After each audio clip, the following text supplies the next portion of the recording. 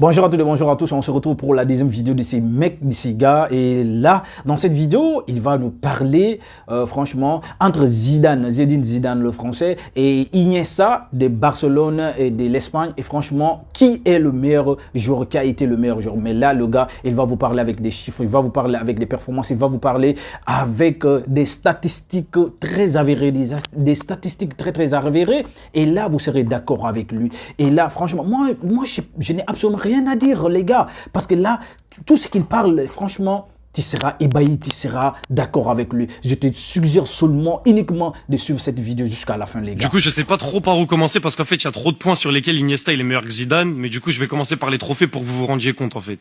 Iniesta, c'est le troisième joueur le plus titré de l'histoire.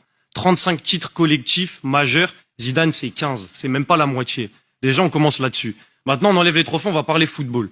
Iniesta, c'est le métronome de la plus grande équipe nationale de l'histoire, à savoir l'Espagne, qui a fait le triplé, la seule de l'histoire à faire Euro, Coupe du Monde, Euro. Mais ça s'arrête pas à l'équipe nationale. En club, une des meilleures de l'histoire, pour moi la meilleure de l'histoire, le Barça de Guardiola. Un des métronomes, c'est aussi Iniesta. Donc en fait, le mec, dès qu'il joue dans une équipe, il l'a fait rentrer dans l'histoire tellement il est trop fort. En parlant de rentrer dans l'histoire, d'ailleurs, je vais rappeler que c'est le seul joueur à avoir fait homme du match en finale de l'Euro, finale de Coupe du Monde et finale de Ligue des Champions, pour vous rendre compte à quel point le mec, c'est une légende.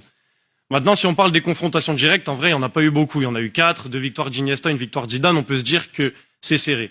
Maintenant, si vous regardez les matchs, allez voir, je ne dis pas des mensonges. Première confrontation directe, Iniesta, 19 ans. Zidane, vieux père, 32 ans, expérimenté. Il s'est fait matraquer tout le match. Iniesta, 19 ans, il lui a appris le football tout le match. Vous pouvez aller voir par vous-même. Zidane, il a fini sur les fesses, il a fini en train de chercher où est-ce qu'il était, etc. Il se souvient même plus pour quel club il jouait ce jour-là. C'était leur première confrontation. Iniesta, il l'a matraqué. Donc déjà, sur les confrontations, Iniesta, il a un point en plus parce qu'il l'a éteint là-dessus. Maintenant, je vais finir sur quoi? Sur l'empreinte que les joueurs, ils ont laissée.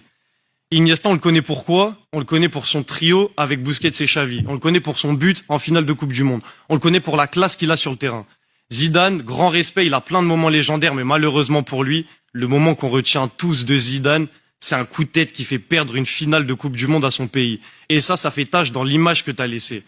Et je vais finir sur un dernier truc, c'est que quand ils ont joué dans le même championnat tous les deux, donc pendant 2 ans, Zidane, c'est 2 saisons de la couleur du maillot, donc blanche, 0 trophée. Iniesta, il prend les 2 championnats, il prend une Ligue des Champions, il prend une Super Coupe pendant cette période. Je vais pouvoir m'arrêter là, je pense.